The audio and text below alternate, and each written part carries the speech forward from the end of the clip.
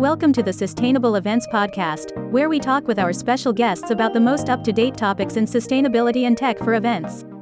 This podcast is powered by Circular Unity, the company accelerating a future of sustainable smart events.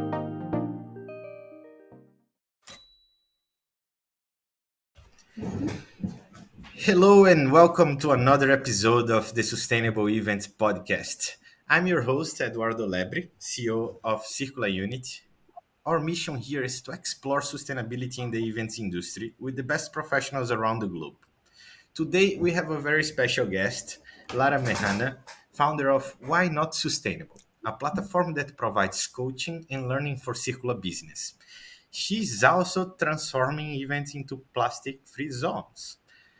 Welcome to the show, Lara. Thank you. It's really great to be here. Thanks for It's a inviting big me. pleasure to have you here. To start, Lara, could you tell us a bit more about your journey and what led you to start Why Not Sustainable? Yeah, so I think my first job, anyways, when I first started off working, I always worked in sustainability. So it's not like I've done things kind of, in an unsustainable way and then moved to sustainability. So I kind of started right away working in sustainability in different fields. I worked in agriculture, in product design, in exhibitions. And so the kind of the idea of why not I sustainable love came that name. from, I mean, if we can thank you. So it came from I looked at just the way we do things, and I mean, if I can do it sustainably, why Why not? not? That is Do it such a any other great way. question. So figuring out basically, thank you. Yeah. So it's figuring out basically how I can do it best and how I can do it sustainably, and if I can do it better in a sustainable way, why not? Yeah. So that's kind of how it started to come Awesome. together. All right. Lara, Hmm. you at Why Not Sustainable, you offer a range of different things, Hmm. different services to help business Hmm. becoming more sustainable. Could you share some Hmm. some of the things you are doing at Why Not Sustainable? Maybe some success story or case study or curiosities that you worked with. Yeah, of course. So what we do most right now, we provide courses, and during the courses, what happens is that you come in with your project, and throughout the course, we work on the project itself. We're working very much on applying circular economy to projects. So even though now we have so many terms that are going around, you have impact business, regenerative business, circular business, sustainable. So you have all of these terms, but we kind of, all of these are working towards a very similar goal. So, however, our focus and what we apply during coaching and through courses is circular economy practices and how to move as close as possible towards becoming regenerative. So, not just limiting negative impact, we are going towards making sure that as your business activity takes place, you're actually improving an environmental and a social situation. So, whatever project I work on, this is kind of the trajectory The that I'm North working Star. towards. Got it. Hmm. All Yes. right. Um, I'm particularly interested in your new service that turns events into plastic Yes, free of zones course. exhibitions. I think this is Yes. amazing, amazing, really amazing. We need more of this in the events industry. We use so much plastic, and most of it end up not being recycled and end up in your oceans and landfills, which is really terrible. So I'm really interested Mhm. to know what you're doing about this and how you're helping events accomplish that. Absolutely. So, first thing I want to talk about here is the whole recycling idea of plastic.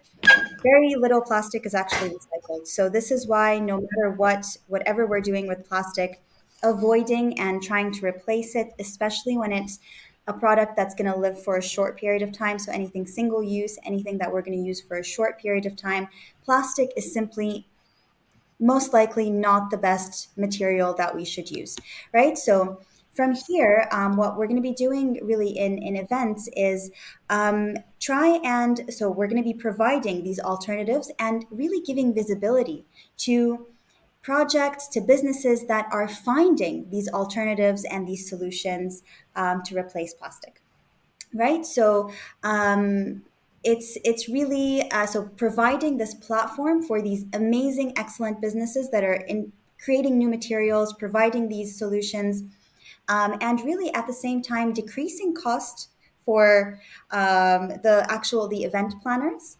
So this is something that is also very interesting when it comes to thinking about, yes, if you're using plastic, you're decreasing cost, but in fact, through a business model that I'm working on and developing, hopefully we're not only just going to manage to decrease dramatically the amount of plastic that is used during the events, but we're also going to be able to do that while decreasing the cost of planning. That is great. Including this mix a bit with something that I'm always talking about. That is the greatest Mhm. misconception around sustainability. Most people think of sustainability as being something costly, expensive. Oh, I'll spend more money. I don't have the budget for this. Um, and this is kind Yes, of a blocker. Well, the reality is not always true, right? Most of absolutely. things that we replace because are more sustainable, either they some you can have for the same price more sustainable alternative, or others that are more expensive in the long term they end up being more cost effective. So maybe you can share with us some of those examples, or what you think about this misconception. Do you face also this challenge in your business when talking to prospects, possible clients? Of course. So, first of all, you can think about this as quality versus quantity. So, one of the things that, if I mean, and I think the easiest way to kind of visualize this or understand it is if you apply it personally. If you've personally started to develop more sustainable habits, you will notice that you drastically reduce the amount of materials that you buy, the amounts of products that you buy. And this is in anything personal. So if you're thinking about your wardrobe, right? So when you're moving to a more sustainable way of behavior in fashion, for example, you're buying one shirt versus five that come from fast fashion, right? So here you are definitely decreasing cost. So like you said, you might be increasing cost per one item, but you're getting quality over quantity, which is going to be something, that is going to deteriorate, end up in landfill or somewhere else, and is not going to function as well. Very important. Right. So consider this also in terms of just what you use in your day to day. So if personally you've moved to a more sustainable way of doing things, you'll notice that there is a significant cost decrease. And there are quite a few statistics actually that back this up that I wanted to share with you guys. Awesome. I love data. Just You got me there. yeah. So so I think okay, so this one was very interesting. So General Electric, by just reducing greenhouse gas emissions. So this can be different kinds of sustainable behavior here and water use. So just by moving to a more sustainable way of doing things, okay, they saved $300 million in the period of 9 years. So, over the period of 9 years. Also, Walmart managed to avoid spending $11 million in a single year. So, this is just by moving to more sustainable practices. And there's also one very interesting fact, which I think relates to this even more closely, which is so just by reducing resource costs. So, by just changing what you use as a resource, you are more likely to improve your operating profits by up to 60%. So, in fact, this is something that is proven. It is not something that, you can just notice on a day-to-day thing. This is something that is established. So, going sustainable, if you do it in a way that's effective, I have a fly that wants to be my friend. Yeah. So yeah, then basically it's something that's a fact that you can very much decrease costs by going sustainable. Completely agree here. So yeah. Many studies Mhm. coming from Forbes 100 companies, proving that what we are saying is true. And companies who are more sustainable, Mhm. they are more resilient. They attract more stakeholders, investment, Absolutely. also consumer trust, and the best for every shareholder, more profits as well. Of course.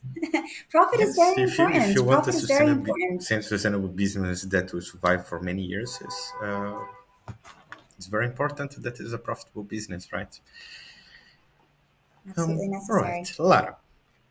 Mhm. I'll go now Yes. on more thought leadership questions for you right now. Right. Um, your company ex- offers coaching and Mhm. learning for circular business, right? Can you explain Mhm. what a circular business is and why it's important for our listeners to understand this concept? Okay, so if you think about what circularity is really, you're thinking about not generating waste, right? So one of the biggest things is not to generate waste. So I think the thing that I work on most with any business that I work with is figuring out, so going through the life cycle of their product, looking at their service, the service that they offer, and understanding where waste is being generated. So, other than where waste is being generated and figuring out how to either right away remove that waste and stop it, or gradually set a goal as to kind of a trajectory is how this is going to be eliminated in a set period of time. We're also thinking about how to regenerate nature. So, what does that mean? That means that when your business activity is taking place, you are sort of cleaning your environment at the same time. So, I give this example in some of my courses. It's something that I always repeat. So, think about, for example, if you want to, let's say, you have a what do you call it? Sorry, I'm gonna cut this one out. No, So yeah, so if you have an appliance, okay, so you have an appliance. This appliance is made of plastic. So let's say you want to kind of change the way you're doing things. Instead of you want to change how this product is going to be offered, maybe you can use ocean bound plastic or plastic that is already in the ocean, clean that up. You have this cleaning factor. You're taking that, you're remanufacturing it, you're delivering your product to your customers. So at the same time as you're doing your business activity, you're actually cleaning, you're regenerating a situation. And this you is have to make sure by so the end of it, important. There's so much plastic already out there. We met yesterday briefly, yes. and you were talking exactly about Mhm. this, and I'm completely in the same page. There is no way for us to make all this plastic that there is out there to disappear from night to day. This won't happen. We can clean the oceans, invent machines to do it, but they still be there and need to be somewhere, right? So if we find ways to repurpose it and be part of this regeneration, maybe including this repurposed plastic into components that we use plastic into our products, this can be really helpful to. Absolutely. So there are several factors to consider here, though. So Grundig is actually doing this. This is the example that I usually use because Grundig has started doing that. You can see it on their website. So they're taking this ocean plastic, this ocean bound plastic, and there's a difference here.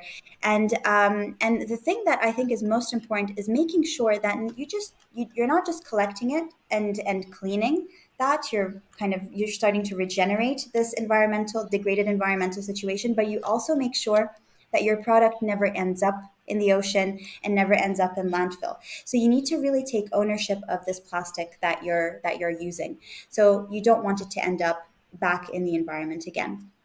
And also, it's very important to recognize what you can and you can't do with the recycled plastic, for example. So, this is very interesting because now there are a lot of reports that are coming up on what you can actually do with plastic that is found in the ocean and what you can't do. So, and now the term ocean bound plastic has become more popular because you can do more with that. So, but basically, when we talk about regenerating, we can talk about improving, for example, practices like, with Patagonia, they're very famous now for regenerative practices with cotton production. So, in that way, as you are producing a product, you're actually improving the way, let's say with Patagonia, the way cotton is harvested, how it's planted, the social situation that the employees have when they are planting and harvesting, in terms of pesticides, in terms of fertilizer. So when so just think about this: how can you actually be improving a situation rather than just limiting your negative effect? And of course, Patagonia, even though they're fantastic, they're great, but they could definitely do a lot better. I just want to mention that.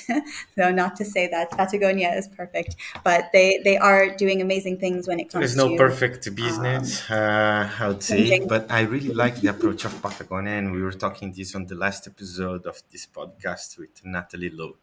How they use transparency to gain Mm-hmm, trust from their consumers and how this works. Yeah, they had. I'm not sure if they still have, but they had something in their website where they say mm-hmm. that they have a certain amount. I don't want to guess the number, but they have more than 50%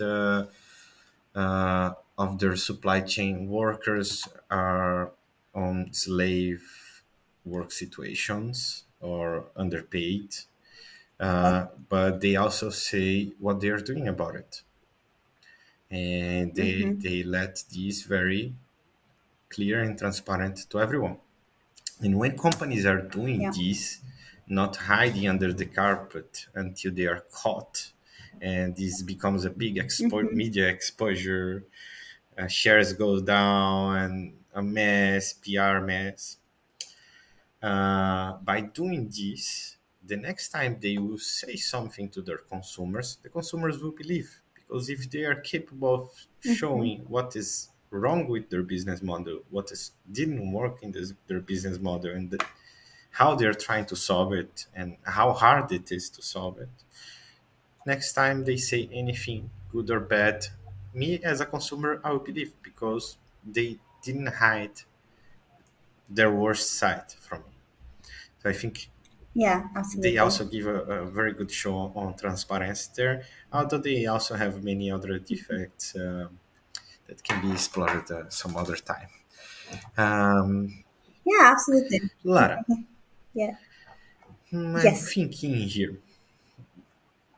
We Mm-hmm. talked about a bit different things. Uh, Mm-hmm. I saw that in your website you're also providing courses, right, to the industry and to business. Could you maybe share with Mm-hmm. us some of the key topics that you explore? Absolutely. So eco design is one of my favorite things to work with. So how can you because 80% of your environmental impact really is at the development stage. So just going through a very simple checklist, right? You can, especially as a small business. So I only almost exclusively work with small businesses. So as a small business, you have this flexibility of kind of going like, okay, this is my product. Here's how I make it. Okay, here's what I can fix about it. Here's what I can't fix about it. So it's much more straightforward than it is with a corporation that has, you know, multi-million investments, dollar investments, and has such a kind of rigid hierarchy and kind of way of like just the process to get something done is just much longer. So we work a lot on eco design. So just following the principles of how you can actually what can you do while designing your product, or changing the design of your product that really makes sure that along the stages of the life cycle of the product you are being helpful, right? So you're having a positive impact. We definitely also work a lot on circular business models.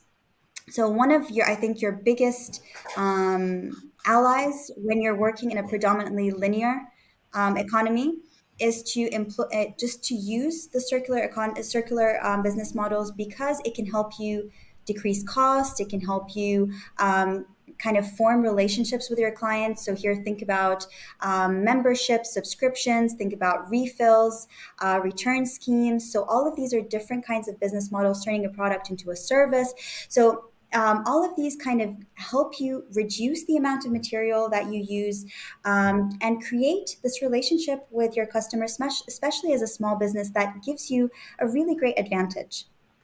We also work on reporting, reporting for small businesses, how to get started, how to be transparent from the get go, how to, for small businesses, reporting is way easier, and the demands are way easier. In most countries, it's still voluntary, right? And it probably will be voluntary for a while. So just kind of how you can get started with your impact reports, the types of reports that you can write, understanding certifications. So these are just some of the things that we cover. Some of my, like, the most Thank prominent, you. I think, Thank you for things. sure. And you mentioned so many examples, also examples of businesses that are functioning, that are doing well, what we can learn from them. Definitely, Yeah. definitely. There is Hmm. so much information out there for business that sometimes it's hard for them to give the first step, right? Um, Absolutely. the work you're doing is very, very important. I strongly believe that the base for the changes is education. Mhm. And unfortunately, most business don't have the tools or the proper information to take the right decisions in the sustainability sense. Thinking about this, Lara, as a leader in the field of sustainability, how do you envision the evolution of sustainability practices in the next 5 to 10 years? What role do you see, for example, technology playing this evolution or innovation, for example?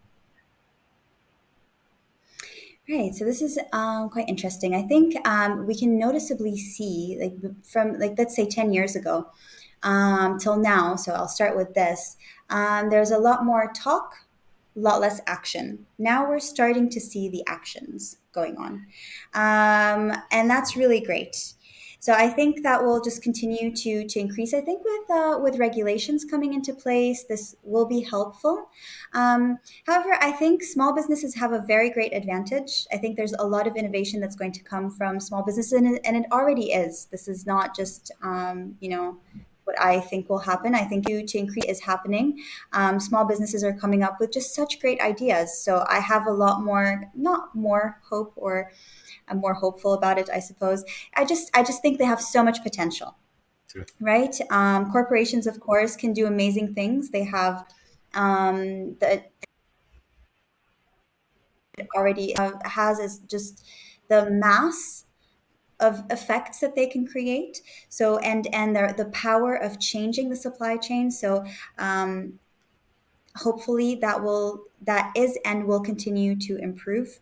Education, I mean, I think it would be, I love working on projects, and I have worked on projects with children, and I think it's really great how they kind of can come up with ideas, and the way how they're very innovative as well. And just kind of, if we the more we expose children to these concepts and the more tools we give them, I think it's really great, and it is starting um, to become more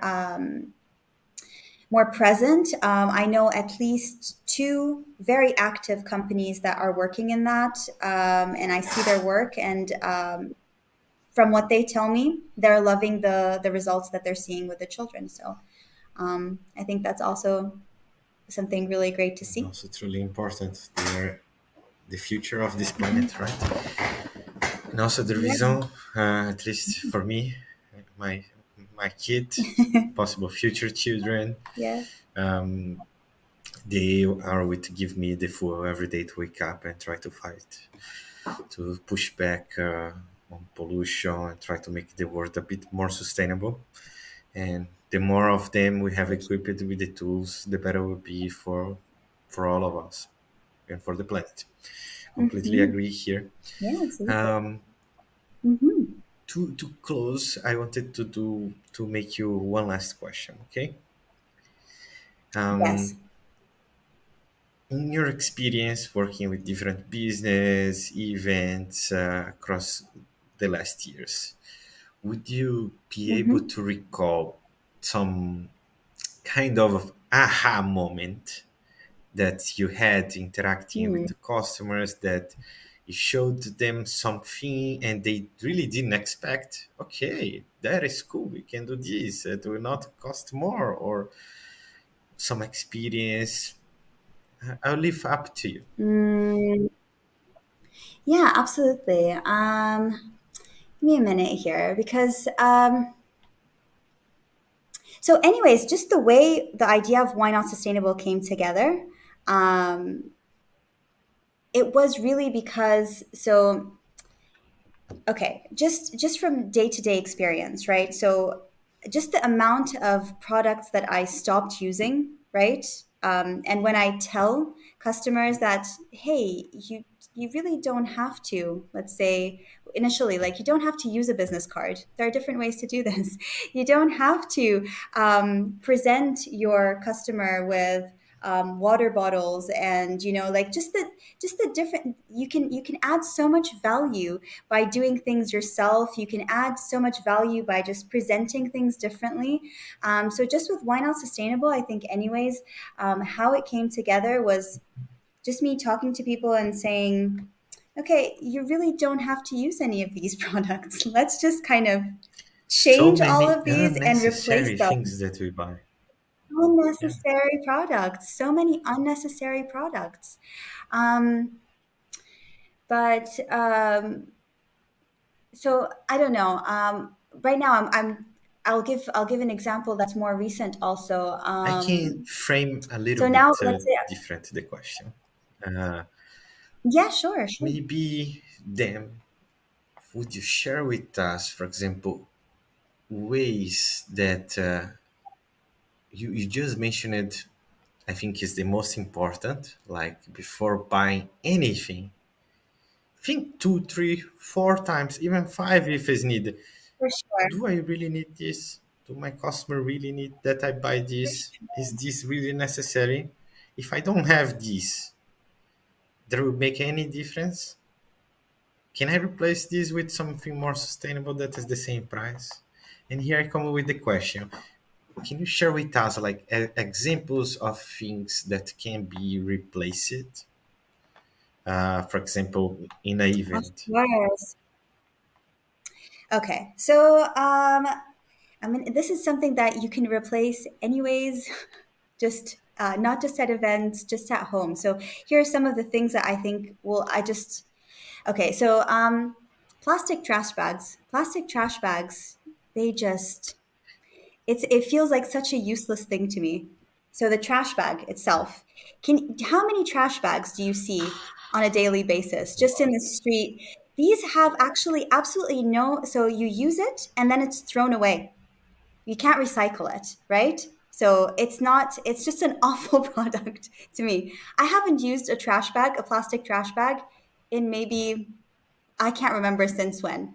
Okay, so just by separating trash in a way where you're diverting compost into the right channel and reducing your waste significantly, just trash bags will be something that will not be used. Plastic pens can easily be replaced. Plastic water bottles can easily be replaced. All of the little gadgets that are being used as promotional items completely be replaced by something that is rented, by something that is created by artisans in the local area, change the materials that are being used.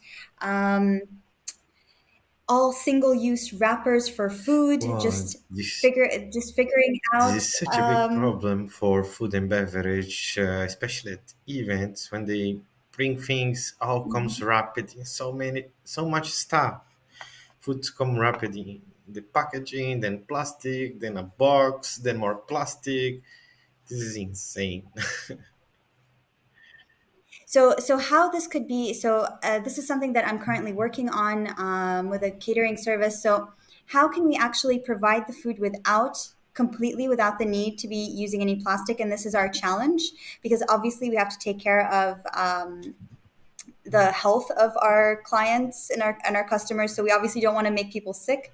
So the one of the main excuses for plastic is that, hygiene, but cup food in contact with plastic is in no way hygienic.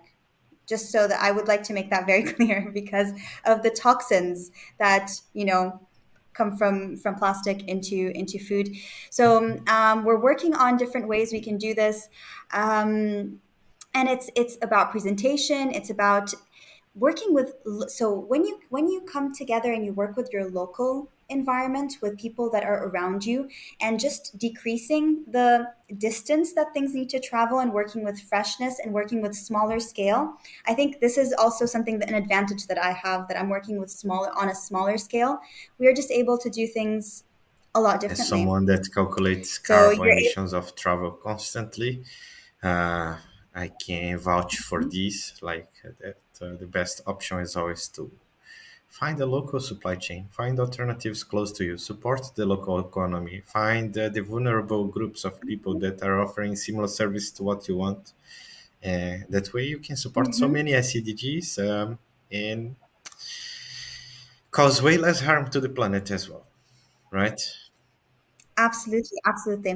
And there's also something that I wanted to share about, kind of, with plastic free zones, even though I have done quite a few exhibitions before, plastic free zones is a new project. So our first event is actually going to take place in September. So we're still kind of, new on the scene in that. So I'm definitely in the process of working out how to perfect things in that regard. So there's going to be, again, this fly, it really wants to be in this podcast. Welcome, fly. So come on, fly. So yeah, I'm definitely, so there's going to be a plastic free directory. So I'm in the process right now of finding all of these plastic free alternatives. So collecting these businesses that are doing amazing things, and this is going to go live very May I soon. ask you? Yes. So, if Mhm. companies or suppliers of such products want to reach to you so they can get some exposure or start working with you, how they do it? If you're listening to this, pay attention. So yes, yes, definitely. So you can head on over to the website. On the first page under services, on the home page under services, you'll see plastic free zones. And there's a place where you can click and you can book a quick call, or just submit your information, and we'll look. So I definitely have to look at the product and see what materials are being used, to make sure that it fits what the directory is looking for. And then absolutely, because these are the products that we're going to be using later on in the events. So right now I'm compiling the list of products of different businesses that are doing things in a much more, environmentally friendly way. But the key aspect is completely plastic free. And so this is something that I was telling you earlier. Yeah, I can't wait. So if you're thinking about, think about smoking, right? So maybe 20 years back, you could walk into a place and someone would be smoking indoors, and you would be like, oh, just someone is smoking indoors, right? Or someone is, in a closed area, even outdoors, and they're smoking, and you wouldn't be bothered by it, or you might be bothered by it and you can't say anything about it, right? But now imagine walking into a place and you see someone smoking indoors. This is something that you will perceive as very strange. So my goal with plastic free zones is that right now you can't probably imagine a place or anything doing anything without plastic. So I'm really hoping that with these plastic free zones, we'll be able to provide, at least during the event, during the conference, just a space that's going to be completely, or as close as possible, to plastic free, and really allow the visitors to interact and test out these products, to use them, to see how they function, because there's doubt in the way things function. Before you buy it, you're not sure. It's a new product, you're not sure how it functions. So I want to make sure that we provide these products that not just fulfill the function, fulfill their function, they fulfill it better than their plastic counterparts. This is a very, And, very good you idea know, for a trade show where you could go and see all these products and try all of them and see them live. I would love to see something like that. exactly. So this is what I want to do. This is the idea. So this is what I want to present during the conferences. So you walk into the conference, you have you're doing the things that you're doing. You're watching the presenters talk, but during that, this is really an exhibition space for all of these really cool products. So you might be able to try on clothes that are plastic free. You might be able to walk into, let's say, the bathroom and sample different types of soaps that are packaged in different types of packaging, or use different kinds of products that are packaged in different packaging. You might be able to explore, let's say, edible packaging for food. You might be able to explore, so you're going to be able to interact with these things. So come September, we're going to be doing our first event of that, and then we're definitely open for bookings. Awesome. So I will be sharing the past link September, to Why Not Sustainable website in the comments. yes, So if you're listening to us, go to the comment section. Make sure to click there to check it out, the work of Lara. And I'm sure you're going to love it like me. absolutely. Lara, it's been an absolute pleasure having you on the Sustainable Events podcast today. Your expertise and Thank you insights so have much. not only enlightened us, but also inspired us to strive for more sustainable practice in your event. Let's kick plastic out of our homes. I'm sure Yes. our listeners, whether they are event organizers, industry professionals, or simply individuals interested in sustainability, they have gained a wealth of knowledge from this conversation. For those who Thank you want to so much. delve deeper in the world of sustainability, business, and events, once more, please check the link below and visit Why Not Sustainable website. Lara and her team, I just want to add one more please. thing. I completely forgot about this, but we actually have a plastic free challenge. So for Plastic Free July, Ooh, so we have a challenge for both businesses and individually, and you can take part. And there are many tips, and there's going to be group coaching calls actually, and they're free. So you can come in with your business and figure out how to actually get rid of plastic. I completely amazing. forgot about talking about this, Please, super but this is important. actually available already. Yes, and I invite you and anyone who wants to take part. This is a completely free thing that you can do, and you're going to get calls where you can actually come in, calculate your plastic footprint, and you can do that both as a business and individually. Thank you, Yes, Lara, for doing thank you. this. Sorry, Oh, I interrupted please, you. it's a pleasure. Well, ladies and gentlemen, Lara and her team are doing phenomenal work in coaching, educating business, and integrating sustainability from the ground up. Remember that every step that we take towards sustainability, no matter how small, contributes to a large impact. And let's continue to learn, grow, and make our events and business more sustainable. Thank you for tuning in, and we'll see you in the next episode. Thank you, everyone. Thank you, Lara. Thank you, everyone. Thank you, Eduardo. Bye. Welcome to the Sustainable Events Podcast, where we talk with our special guests about the most up to date topics in sustainability and tech for events. This podcast is powered by Circular Unity, the company accelerating a future of sustainable smart events.